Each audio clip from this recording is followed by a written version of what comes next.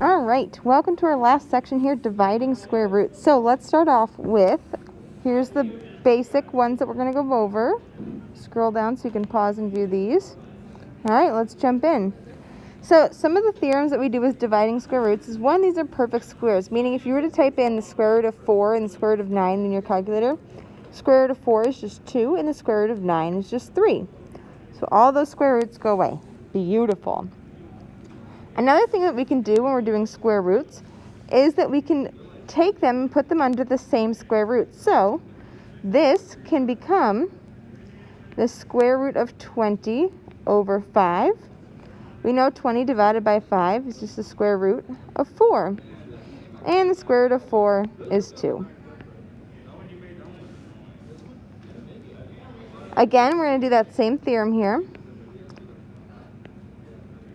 21 over 3, which is just the square root of 7. Again, if any of these can be reduced, go ahead and reduce them. Here we have 6 and 8, so again I'm going to put them underneath the same square root. I can reduce 6 and 8, they can both pull out a 2. So that'll give me this 3 over 4.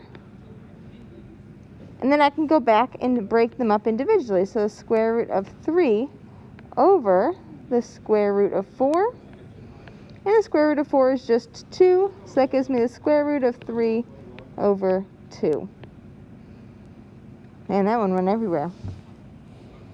Okay, so that's for dividing square roots. Super basic, beautiful. Let's talk about rationalizing. So one thing that someone has decided is not okay in square roots is that we have a square root in the bottom. You'll see here I've got the square root of 2 in the bottom. To make that go away, we're going to have to make that a perfect square. So I'm going to multiply by whatever the square root is on the bottom.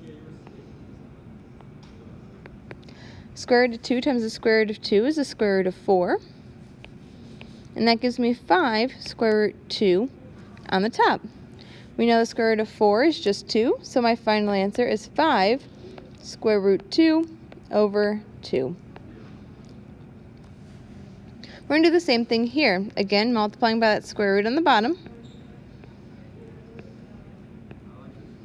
That gives me 3 square root 6 over the square root of 36. And again, we know the square root of 36 is just 6. So 3 square root 6 over 6. One thing you'll notice here is my 3 and 6 could be reduced. So when I reduce 3 over 6, that's 1/2. So that'll give me the square root of 6 over 2. All right.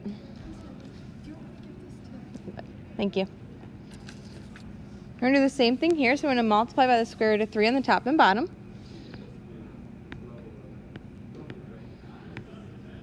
Square root of 3 times the square root of 3 is 9. So that gives me 2 square root 5 times 3 is 15.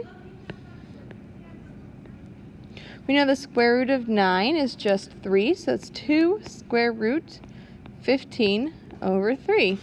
My whole numbers can't be reduced, and my 15 can't be simplified.